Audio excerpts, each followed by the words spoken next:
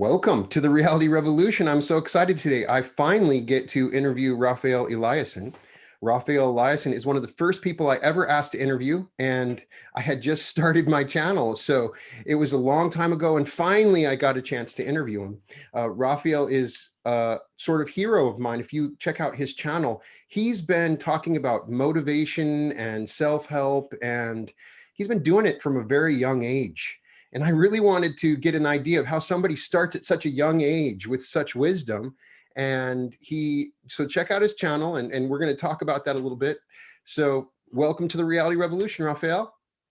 Thank you so much for having me, Brian. I'm so excited to be on. And it's really amazing, I have to say, to have watched you grown and the level that you've gotten to, and just remembering where you started. I remember when you originally reached out, just amazing. So props. I think I had to 10 subscribers at right. Yeah. It was just very early on. As you can imagine, a lot of people reaching out. I have to, be a little filter a little bit, but now your audience has grown, and it's just amazing to see what you've done. So when you look at this industry that we're in, a lot of people kind of start at a later age, or they get going in their 30s or 40s. But you decided this is your life's purpose at a very, very young age. And I just always wanted to talk to you about that process when you woke up and said, this is what I want to do. Because it took, I'm sure convincing your parents was a little bit, and deciding, hey, I'm going to go and I'm going to be motivational and start a YouTube channel and be a motivational speaker. That's not something that somebody your age. Now, when did you start? 2014, and I was 19 years old. So I dropped out of school. So you weren't even 19, weren't even in your 20s yet. And you dropped out of school. So tell me a little bit about that. I'm fascinated. Yeah, absolutely. So really, I dropped out. I decided that's it. I can't take school anymore. That was the first big step for me. I'd spent, so I'm originally from Norway, but I'd spent 1 year as an exchange student in the UK. And I just realized, even then, but back in Norway, I already knew school isn't for me. Like, I hate this. This is horrible. Some person that isn't even qualified telling me what to do with my life doesn't make any sense for me. So I dropped out. I took a job as a janitor. It was the only job that I could get. I tried to apply to literally everything else, but it was the only job. So I was cleaning floors and scrubbing toilets at the school that I went to as a little kid. Ultimate embarrassment. My teachers are looking at me like, what a disappointment. My parents, they think, what's going to come of him, right? This is terrible. I can't believe this is what my son is turning into. And really, it was painful. It was shameful and painful, and I was just dragging myself through it. But I knew in the back of my head, personal development was like a passion of mine. So I was watching all these videos. Back then there wasn't as many great channels, but there were a few. I was watching everything. I was reading everything I could. And I just felt this pull, like, I need to help people, because my life was really bad. I remember I was obese. So I lost about 65 pounds. I was really socially anxious. So I was extremely scared of talking to people. And I also just struggled so much mentally, with depression as well, and other just negative thinking a lot. And the moment that it all clicked for me was one day I just thought, enough is enough. Like, I need to change something. Nothing's going to happen. No one's going to put me on. That's what I realized, right? If I just continue what I'm doing, I'm going to continue to get what I've gotten so far. And that's when I decided. I threw my video game controller against the wall. I snapped my disc of the game that I was playing at the time, which was FIFA. I was pretty addicted. I'd play for 8 to 16 hours a day when I could, right? So I was just going and going. And that's when I decided I'm going to make videos every day for a year. And it changed my life, right? I didn't know what coaching was.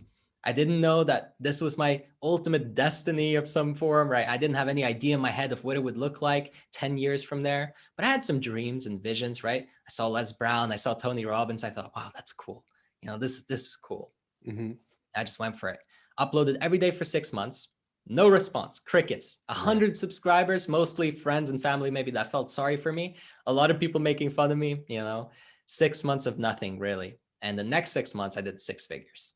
So only with a small channel of about 1,000 subscribers, I started messaging every person. Like, I really grew my business quite quickly, but the key switch was, I'm going to take this seriously. I'm going to make something out of this. And I started joining masterminds and getting coaching, and, people really showing me, here's what you need to do, Raphael.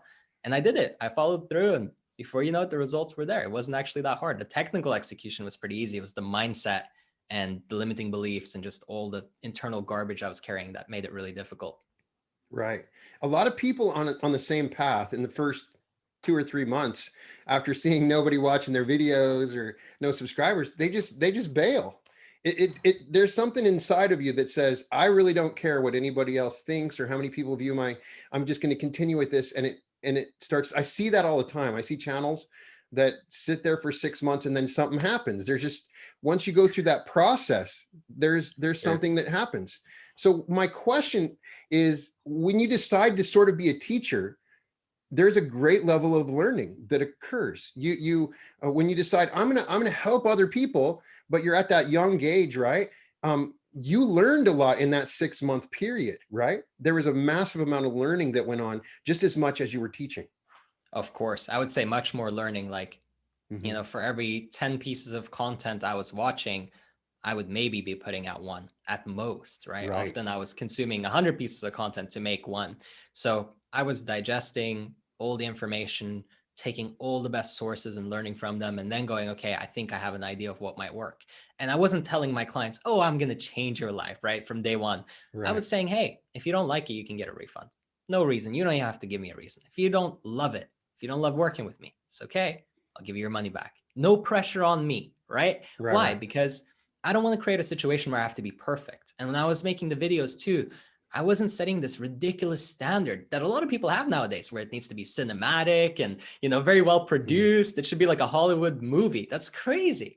That you'll never get going that way. So I Well, I just will lowered say the your videos are expectation. beautiful. You Thank got you. some, you're in Norway. You have some beautiful imagery in your videos. One of the reasons I was drawn to them is that they are beautiful. That's for sure. I appreciate that. Yeah, we work hard on making them look pretty.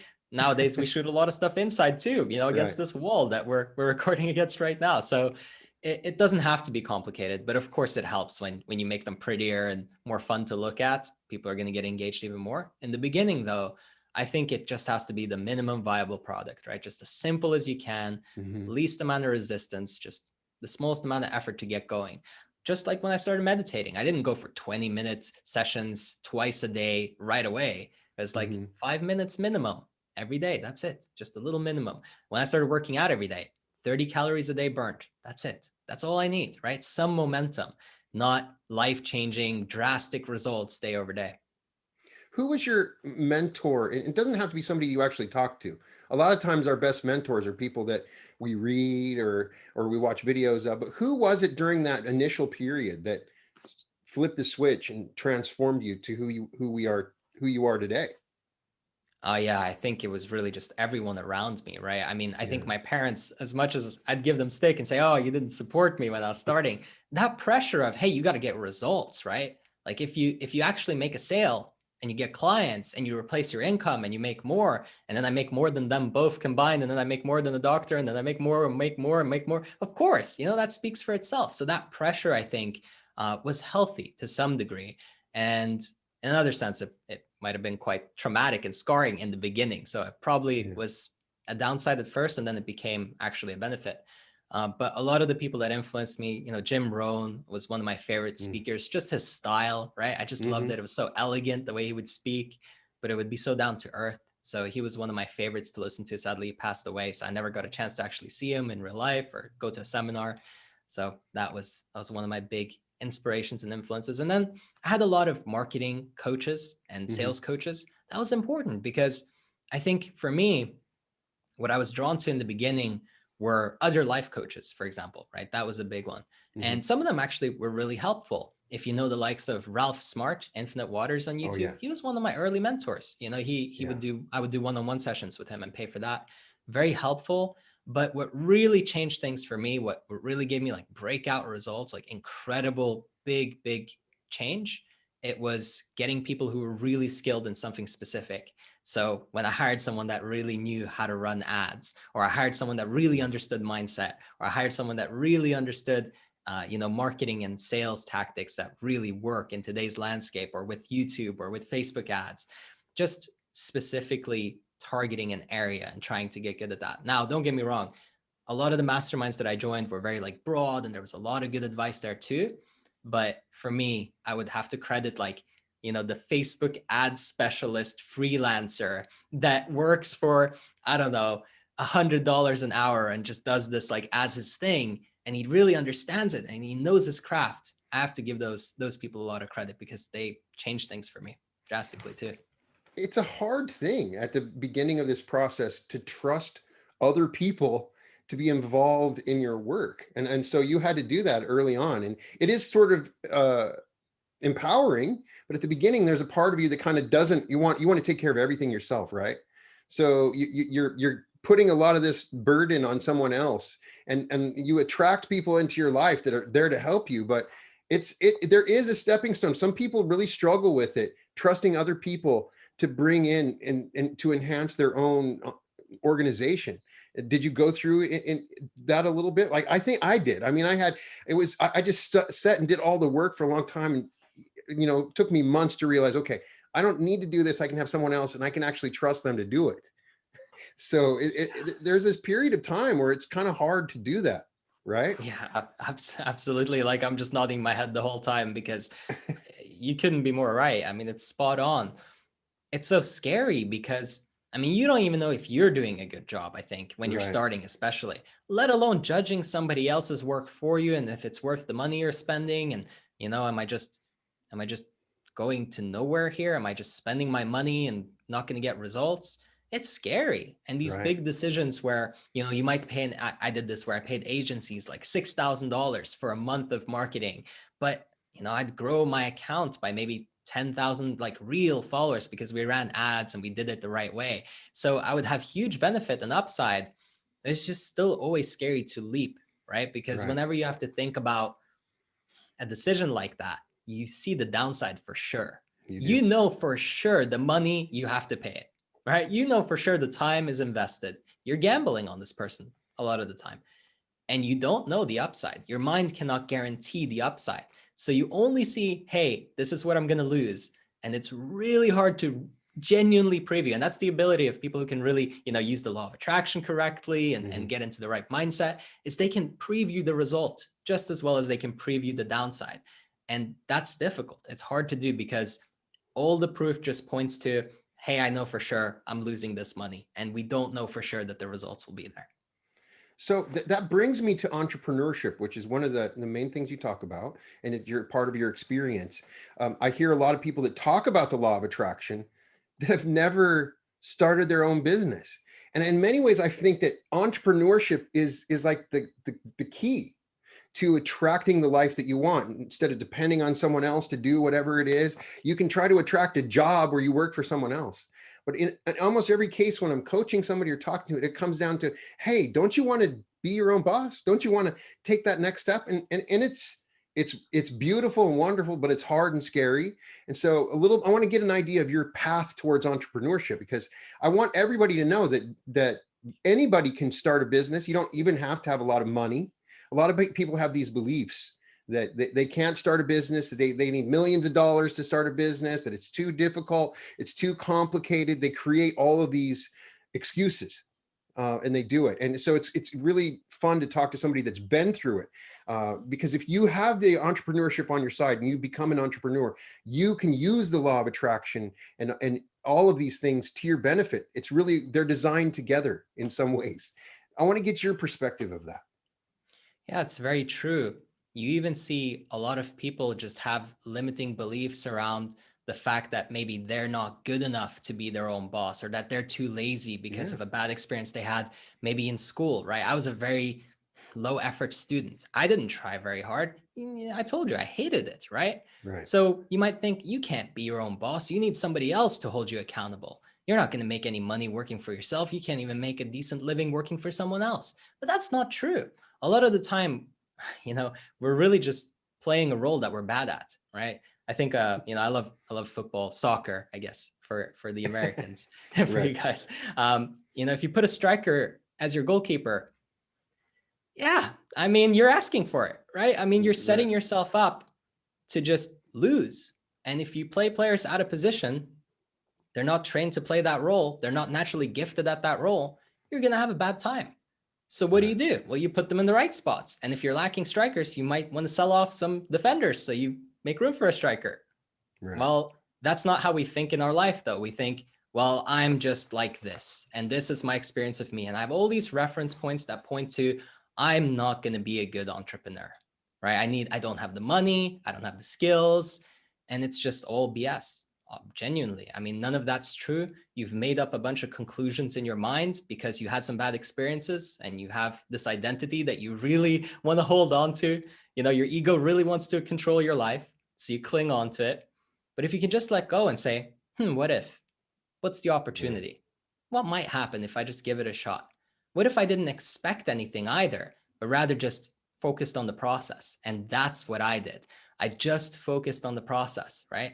When I did the daily videos, all of a sudden I ran into people that could help me with the marketing and the promotion. When I did, the coaching calls and just helped clients, before you know it, I got people paying me what I wanted to get paid. Mhm. So it's not about waiting for some point where you might be good enough. It's about just taking the journey, learning on the way, and growing into the person that you need to become. Because the version of you that makes, let's say, for a lot of people, when they start out, I have a lot of clients too, when they're early on, they'll go, I want to make 100K a year, right? From my passion. Right. That's a big one for most people. And getting to that point, it's actually not that hard technically, but it's the mindset of who you need to be and how you need to operate that really matters. For example, a big attachment that I had was, oh, I need to get paid by the hour. That's the only way that people get paid. If I'm going to coach people, it needs to be paid by the hour packages. And I did that, and it was very limiting because when I Mhm. focused on an end outcome, right, here's the result I can get you, all of a sudden I could charge way more and make way more. So it's just all these little shifts that need to happen, and they can't happen if you stay there and wait. So if you're even just a little bit curious about exploring entrepreneurship, I would urge everybody to just give it a try, because you can do it Yeah. on the side. I didn't quit my janitor job until I replaced the income. A lot of Right. people say, make the leap of faith. I would not say that when it comes to covering your basic necessities and living, right? So I would Mhm. cover your basic living expenses with your job, and then start your business on the side. Those 3-4 hours in the evening, even 10 hours a week, that's enough. That's all you need. That's all I had, It's right? so Nothing true. special about me. So something else that you deal with, that I think is a fundamental part of the journey, the entrepreneurial journey that I'm struggling with. You can coach me. Is I sometimes you realize right now I need to take a break. I need to relax. I need to be a little bit lazy. Especially of course over the holiday, I was like, I'm sitting here watching. I'm having a good time with my family. I need to sit and watch Wonder Woman with my kids right now. But then there's that little nagging voice when you're an entrepreneur and it's all on you, and it can kind of work against you. And so I've kind of learned there's a balance. You kind of dealt with this on a recent video. I wanted to share your perspective on that. What should I do if I'm constantly, because I know I want to work hard. That's not hard for me. It's easy for me to work hard, right? It's hard for me to be lazy. And a lot of people that get in. So how can I properly be lazy but not jeopardize my business? I love that question so much. Yeah, and it's funny when you start out, you're like pushing yourself, and that's what's getting the results. And Right. so you keep doing that, and it reinforces, hey, when I strive, I get growth. And when I relax, I lose, right? I don't make as much money. I don't impact as many people. And we make that association. And so we have to untie that knot. And the way that I did that for myself, and that I've done with quite a lot of clients, I would say a few hundred by now have gone through this that I've worked with. So it's a common issue. Yeah. It's by associating the time off as productive. So let me show you what I mean. If every time I sit down to, I don't know, drink a cup of tea and watch something on the TV, or if every time I go outside for a walk, I think to myself a thought like, oh man, what about this in my business, right? That's creating that pressure again. So I have to rewire myself that when I go to relax, here's one that I used. So you could steal this. All right. I literally just tell myself, this is just as productive as working. I love that one because it's so straight to the point and it's so clear. And all Mhm. I do is every time I go to relax, this is how I wired it into myself. This is just as productive as working. And then I just smile, right? Because it's like I'm giving myself permission that, hey, resting is crucial. Like this is important. This is valuable time. And what that does is it, kind of undercuts the loop in your brain that's constantly thinking more, more, more, keep pushing, keep working. And it just goes, hey, this is actually just as valuable. So if you don't do this, you're going to be, overworked, exhausted. I remember times I got RSI, or repetitive strain injury, in my wrist because I would take so many notes with clients, right? Writing so much Right. content, just pushing, pushing, pushing. I would destroy my vocal cords by doing coaching for 12 hours straight every day. Mhm. That's crazy. I mean, I got my 10,000 hours in by the time I was like 24, I guess. So that's good. But the downside of it, yeah, it's not worth it. Your health is everything.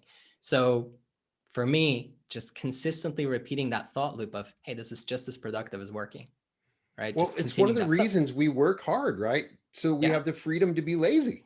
If you're exactly. That was working the whole hard, what point, is it right? for? Yeah. Yeah, I what mean, the whole point was to make a life that you loved, and then you made, yourself a slave to the business, right? I've done that too. And yeah, we just got to get out of it. right. I love it. So you've documented pretty well the mindset that you need to be in to stay as a high performer. And a lot of that I think really relates closely to my channel. We talk about reality creation, and so I think your perspective is unique because you've been through it. So it's pretty generic and cliched. Is, oh, think positive. You got to think positive and motivate yourself and talk to me about how you going through this process, you've created some dynamics on thought processes, thinking positively and applying those things that Jim Rohn told us about, and to the modern day in this social media world where we're constantly barraged with information. How do you go about changing your mindset in a positive way that is effective, not just cliche? Does that make sense? It really does. Yeah. Yeah, I think in levels, Brian. So the way that works is I just categorize my thoughts into three groups. Level one would be harmful. And that doesn't just mean, self-hatred or criticizing yourself. It's anything that's just not good, right? So it might be a thought like, oh, it's going to take a long time before this is successful. I'm going to have to work really. Is that really helping me? Like, what benefit is there to that thought? Zero. I mean, it's just pressure. It's just a burden. The fact that that's running in my mind, I have control over that. I can get conscious and aware and change that. So category one is harmful. The second category is neutral. So that would be a thought that just basically doesn't have a negative or a necessarily positive connotation. It might just be like, this is okay. I feel okay. It's very neutral. It's very flat. It doesn't have any crazy stuff tied to it. And then, of course, the third category is positive. Now, not positive in the cliche sense where you force it over yourself and you try to push yourself into thinking the right thought.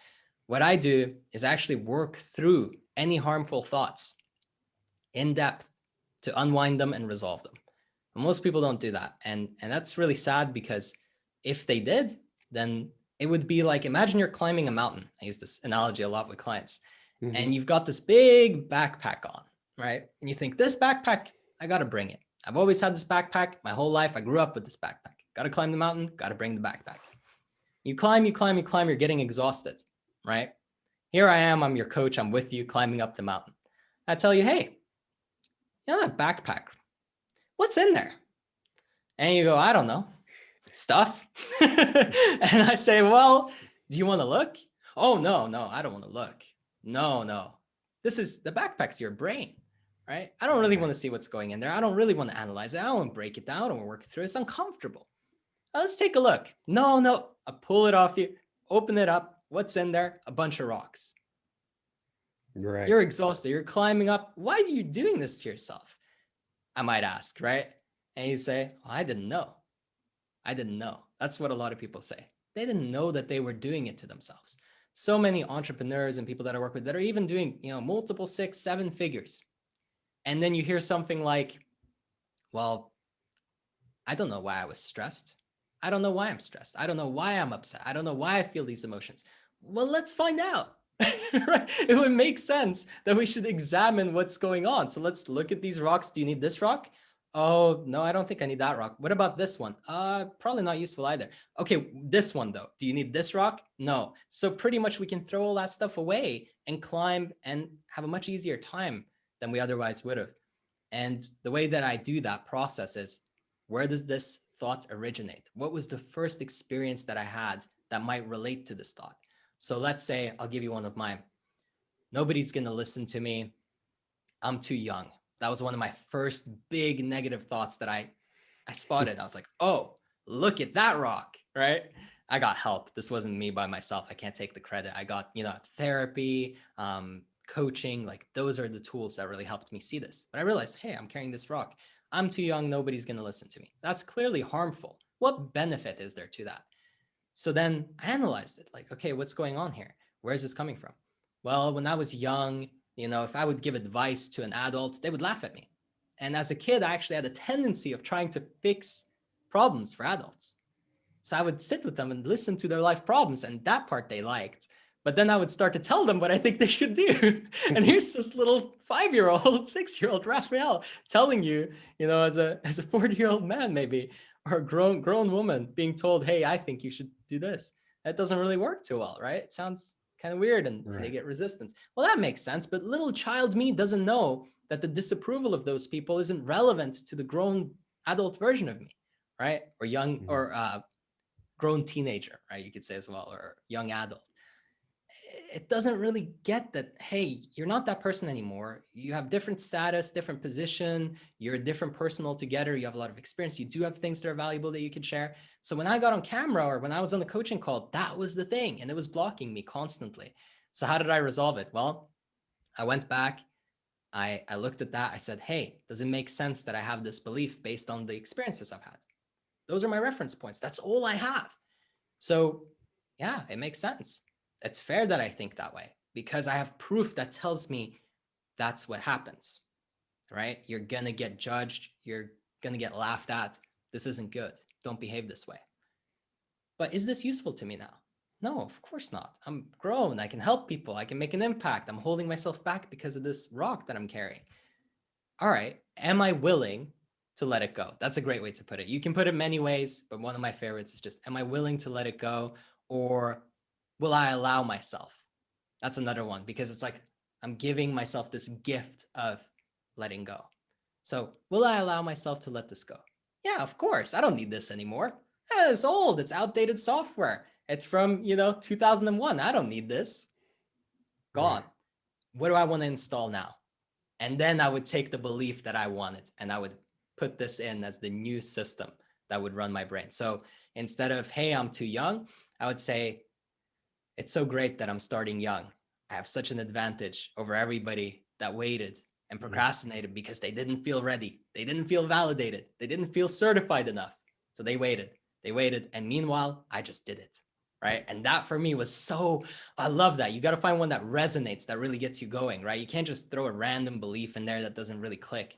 It has to feel meaningful. And for me, that, oh, I have an advantage here. That was positive.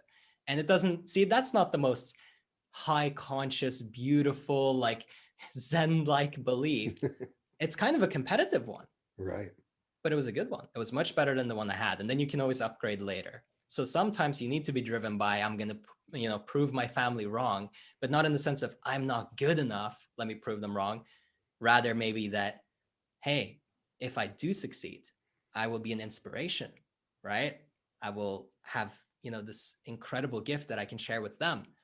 The person that I'll be will be authentic, right? That can be great too. So yeah, just reinstalled one by one. You see how long that process was explaining it? Imagine it took, a good, I would say 2 to 3 hours a day. Oh. Sometimes just working on this stuff. It sounds crazy, right? Most people, I wouldn't sit down to think about my thoughts or analyze my brain for 10 minutes. It's uncomfortable. I was doing it for hours. I would write 1,000 words on the new belief that I was installing and why it was important to me. So I wasn't just joking around here going, oh yeah, I should probably think better. I wasn't saying, oh, think positive. I was really implementing it. I took it so seriously. And it's because I realized that because of that belief, I can't do anything. I can't express myself. I feel stifled. I feel uncomfortable. I feel like I'm not going to be heard. And when I removed it, all of a sudden, this is pretty easy. What happened there? I love it. So one of the processes that sort of occurs as you become successful that I have really found is the power of no. And I even meet a lot of people that are super successful, and it's not what they're doing, it's what they're saying no to. They have a singular focus, and they have things that come up, and it's so easy for them to say no, even though it kind of looks like they shouldn't be saying no. So have you encountered this? Give me your advice on how I can learn to say no. Sometimes that's the best thing I can say in certain situations, especially with what we do. You get to a point where everybody wants your help, everybody wants to do stuff or has advice for you. And it's hard to say no. These are people you might care about, you respect, So I wanted to get your opinion on that. Yeah, so this is going to be a dirty trick right out of All right. right out of the playbook. But it works. It works so well. Most of the time, my default response, I'd say about 90 to 95% of the time when there's a decision to be made, with somebody else asking me for something. So let's make sure that's clear. Not talking about my goals. Those are very clear. I just follow through. It's simple, right?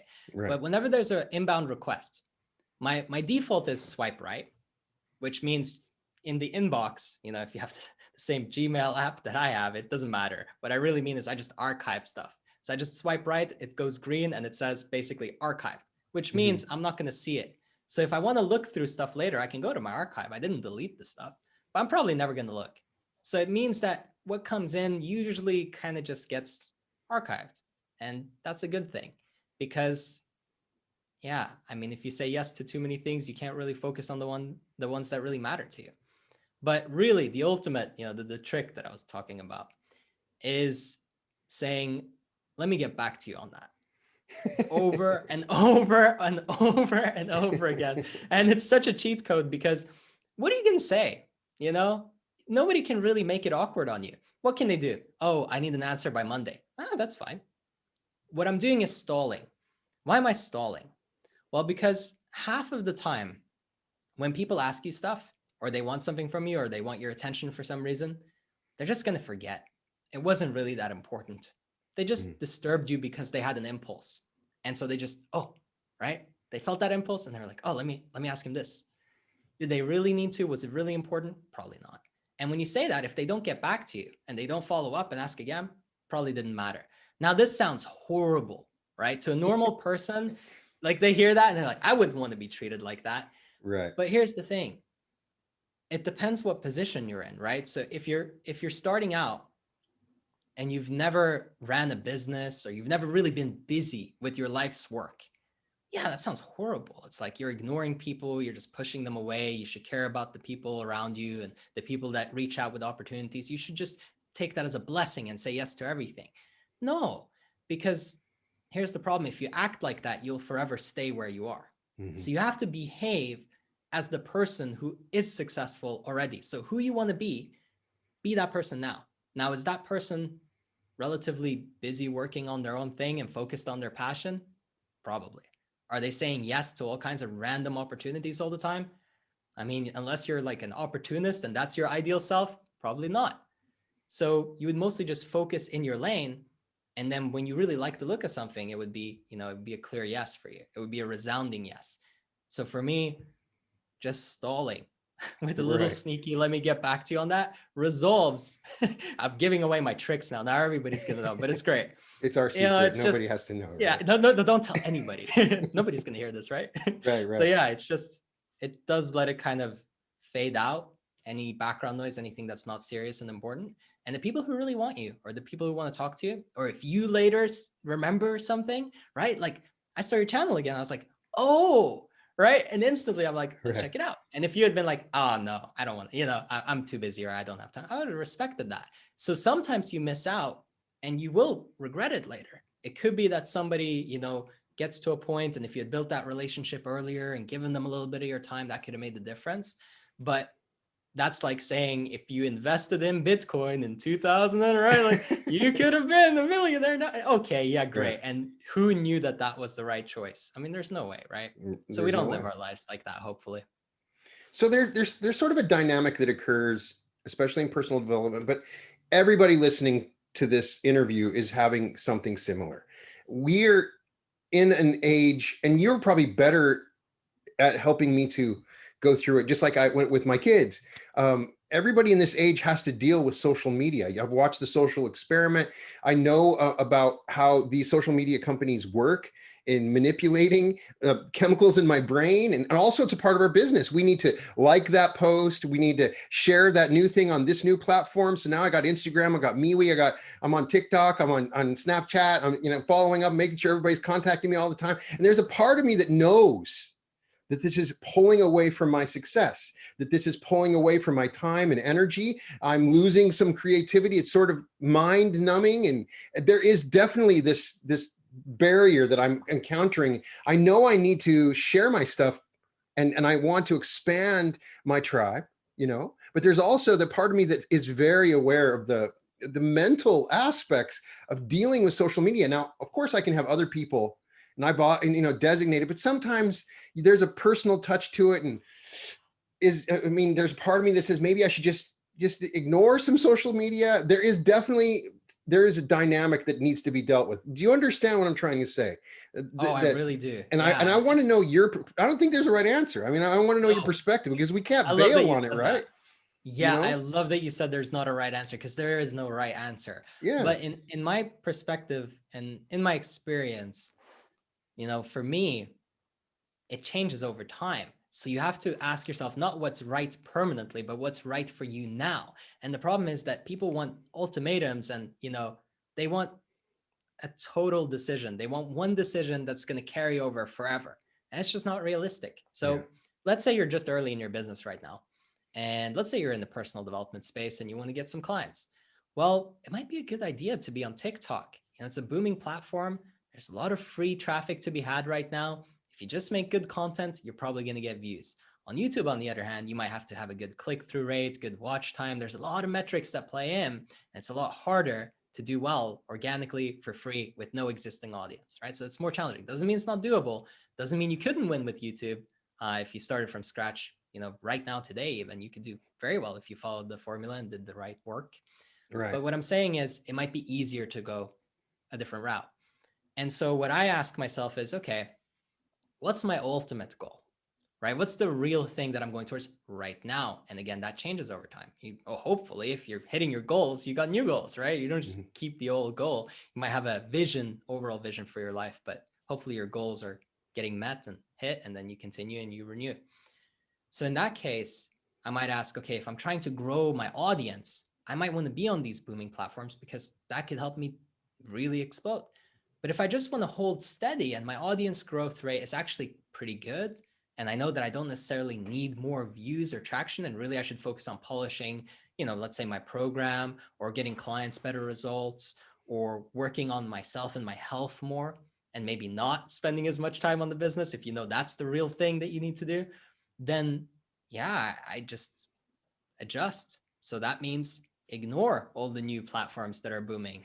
Stay with the ones that you've already built, right? I've had a YouTube channel since 2014, still post there once a week. Even if I did nothing else, I get enough clients, and it gets maybe around, a few thousand views per video. You still be okay. You don't even need that much. I mean, I had 100 subscribers and already I got a breakthrough. I had 1,000 subscribers. I was already doing really well. So it shows that you don't necessarily need this huge tribe or this huge audience to do well. If you just polish your message, if your call to action is good, if your offer is positioned well, if what you're saying is genuinely impactful and helpful to them, that's just as big. So sometimes people just think, okay, biggest amount of followers possible, biggest email list possible. I have a friend, he's a coach.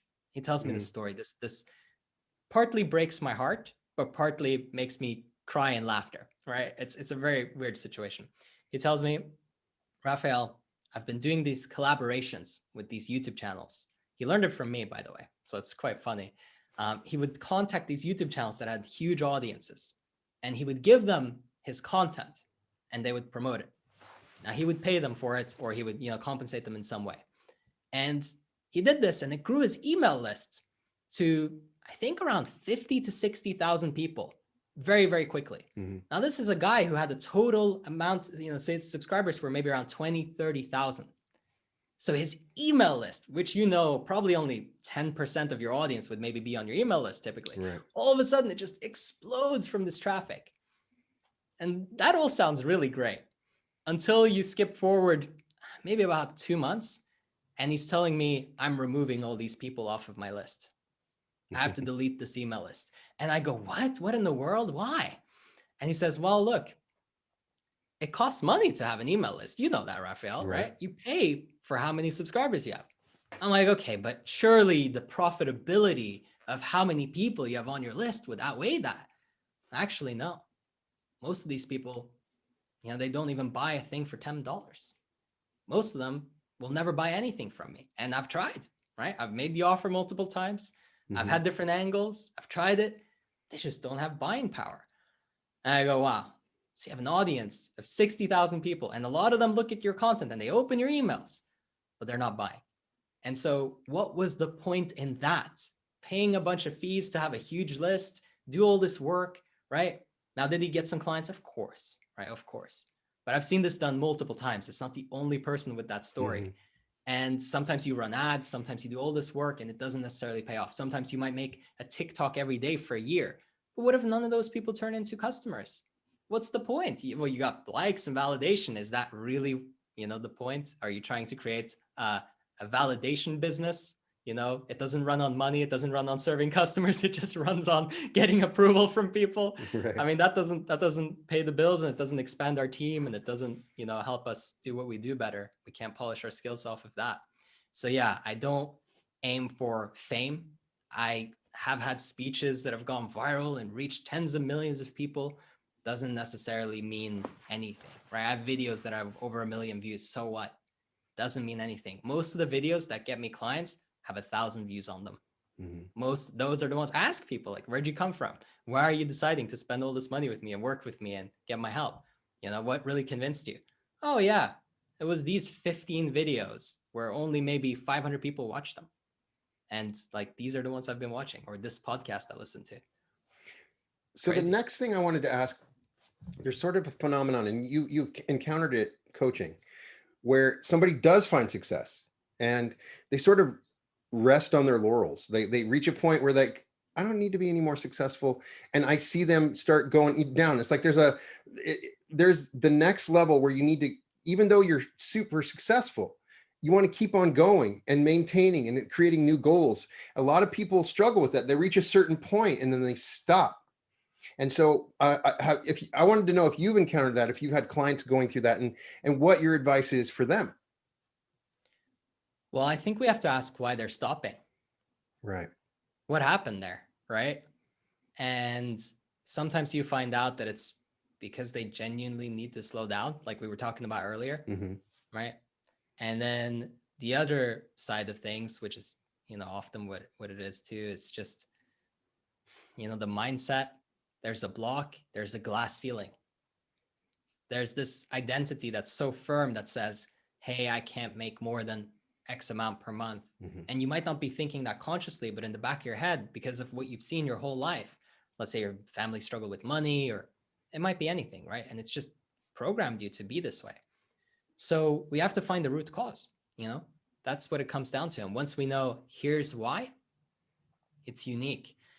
But once we know, then we can start addressing the issue and actually dealing with it. Because the worst thing that you could possibly do in a situation like that, and I've done this before, I am so guilty. I mean, it really, it's quite bad.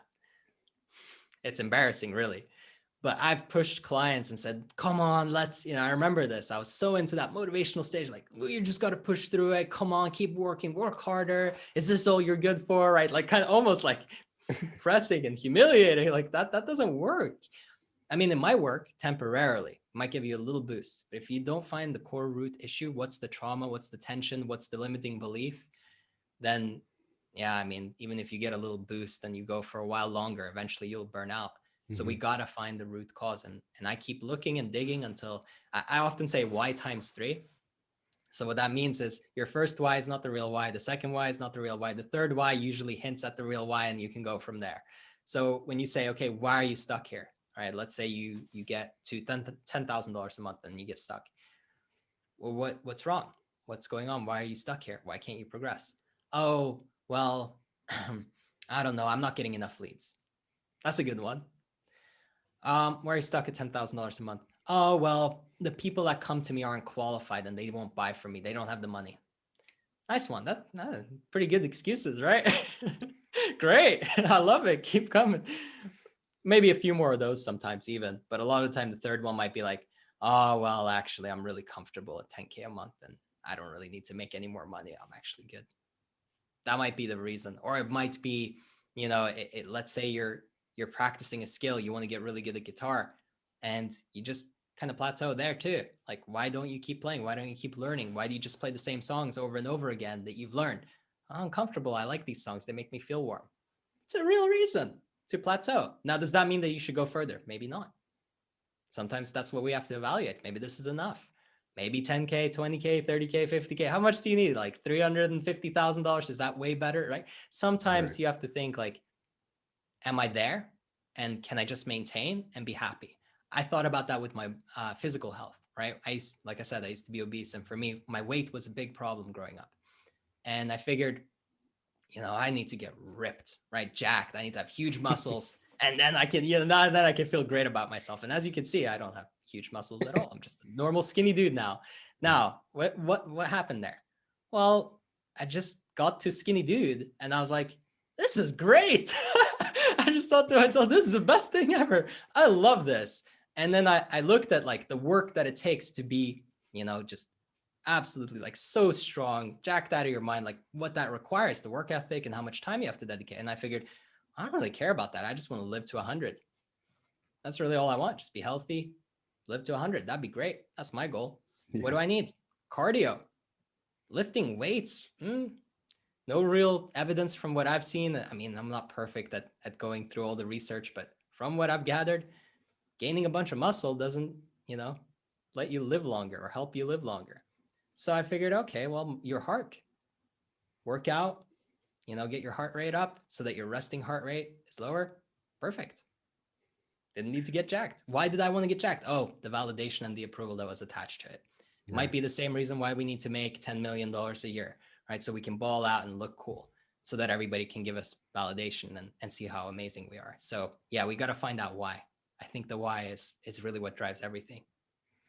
So I always like to steal habits, especially from somebody that's been focused on personal development like you for a while. So you have a daily ritual when you wake up in the morning, when you first drink your water. I want to know your daily ritual, like when you get up, when you meditate, what you eat, what you do when you go to sleep, mentally. What is your program that you've found success with? Sure. So let's get controversial. All right. I wake up at noon. Right. That's a pleasant response. Yeah. So a lot of time people are shocked, like, oh, not 5 a.m. I've tried it. I've tried pretty much everything. I like getting up at noon. My association to that is I'm my own boss. This feels great. I'm totally relaxed. There's no pressure. There's no stress. I don't have to rush to anything. I get to decide how my day looks like. This is my ideal day. I like a late start. I like working a little bit in the evenings. I like being up somewhat later at night. Those hours are really beautiful for me. Works great. Naturally feels great. I sleep really well in those hours that I sleep. So that works for me. Doesn't mean it's the right fit for everybody. So maybe noon isn't perfect for everyone. When I was a janitor, I sure wasn't waking up at noon. I didn't have that much control over my schedule. But that core habits, the most important ones that I would say, really responsible for a big chunk of my success. Wake up, work out right away. Got to work out right away because you move your body, the blood gets flowing, your brain starts operating right away. Otherwise, it's kind of like, starting a chainsaw that's just kind of rusty and old.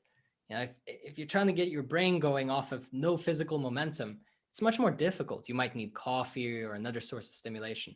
But if you just, I don't know, for me, I would row, right? For 20 minutes or so. There you go. Your body's moving, so the blood goes, and there you go. So great start to the day. Then I would usually meditate. So work out. Actually, I missed something there. That's critical. When I'm working out, usually an audiobook or some type of healthy content, just to start priming my brain for good stuff. And, you might as well. It's a 2-in-1. It's a free win. So work out with an audio, meditate, and then plan my day. And when I plan my day, I usually already have an idea of what I want to do. But I want to make sure that my calendar shows in those hourly blocks exactly what's going to happen. Because if it's in the calendar, it's getting done. If it's on the to-do list or if it's somewhere floaty in the sky, not happening, right? So serious stuff that's going to get done, it's scheduled and it's concrete. Now, I like being more relaxed and intuitive. I'm the kind of person who really enjoys a little bit of chaos and kind of, spontaneity, just go with the flow, right? I love that. But let me tell you something, that sure does not work for sustainable long-term growth in key areas of your life. So I don't do that. I don't wing everything. Now, I might just have a rough outline. I might put work on content. That's okay. But the more specific you can get, the easier it is. So when I really struggled, I would be, record one video that's 10 minutes long about how to stop procrastinating. That's very specific. That's really much better than make a video, right? Or make content or create something. That's very broad. So as you advance, you might be able to get looser with it. In the beginning, I think you need to be quite specific to make sure that you get it done. But that's really what it comes down to. So I have a little, there's a word for it, and maybe you can reveal it to me because it's escaping my mind. But it's these letters. So it's W for the workout, A for the audio, M for the meditation, and P for the planning. And that turns into WAMP with a with a W. Right. And for me, I would just write WAMP at the top of my journal, and every day, little tick. So I WAMPed. I did the WAMP. The WAMP is done. And for me, I just thought that works really well because I know these core ones will carry the momentum into the rest of the day. Now, back early on, I would also add in, like in the whole first year, every day, I would write a self-image exercise. So that was one key that I didn't tell you here, where I would basically just write out exactly who I wanted to be as if I already was that version of me. So confident instead of, anxious. And I would just get really clear. Who is the ideal version of Raphael? How does he show up? What does he do? How does he talk to people? Everything, right? Every detail. And that was part of it. But eventually I let that go because I pretty much embodied my ideal self and started acting as that person every day. And so I felt very redundant to write about who I was all over again. It was kind of weird. So yeah, once I crossed that threshold, I dropped that one, and that's when it turned into WAMP. So a lot of people don't know this, but I had the same schedule as you. I wouldn't go past 12 as I always felt like I want to be at least waking up in the morning. But the secret is the blackout curtains, right? If you're in a room, absolutely. That's clutch. The secret, a lot of people don't know the secret. Yes, I agree.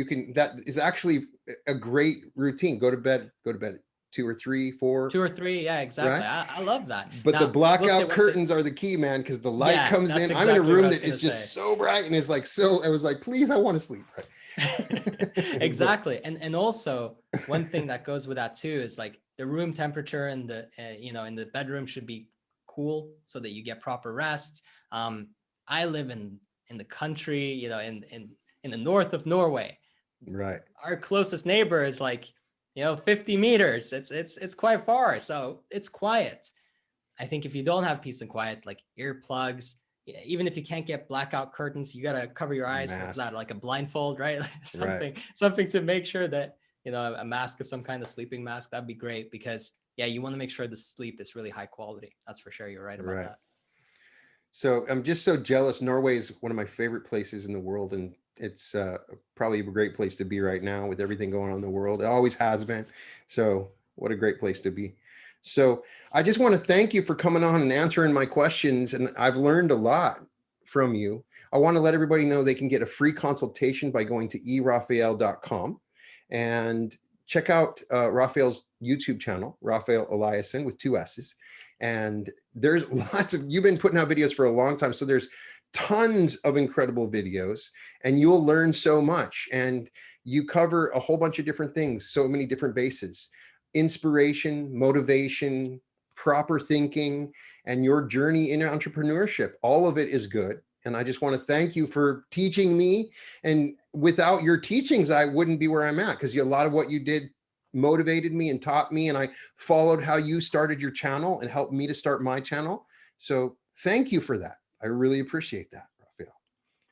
Thank you so much for having me, Brian. Honestly, such a pleasure. Like I said at the beginning, just watching your growth and seeing, how far you came since that original message, it made me so happy inside. I thought even if we don't have a conversation, I was just so happy, such a warm feeling in my heart. When you watch someone where they start and you see where they're at later, it can blow your mind. And for me, it really did. So I'm so glad that what I shared in any way could positively impact you. And I'm so happy to be on and sharing this with your audience as well. So I really appreciate you.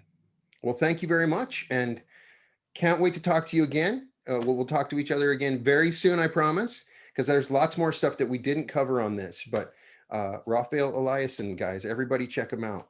And welcome to the reality revolution. Welcome to the reality revolution.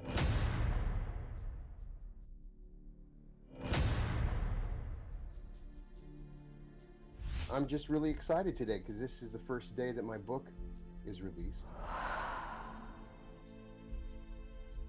This is it, the reality revolution. Worked on this for a very long time.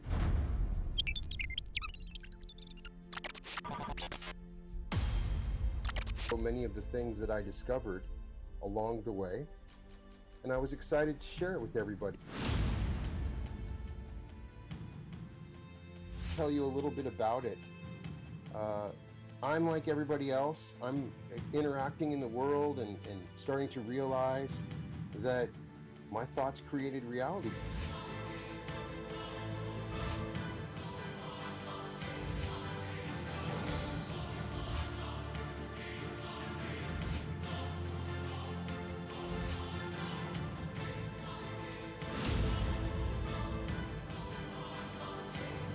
As I did this, I started to see some major shifts in my reality. I started to explore the idea of maneuvering through parallel realities. I'm your host, Brian Scott.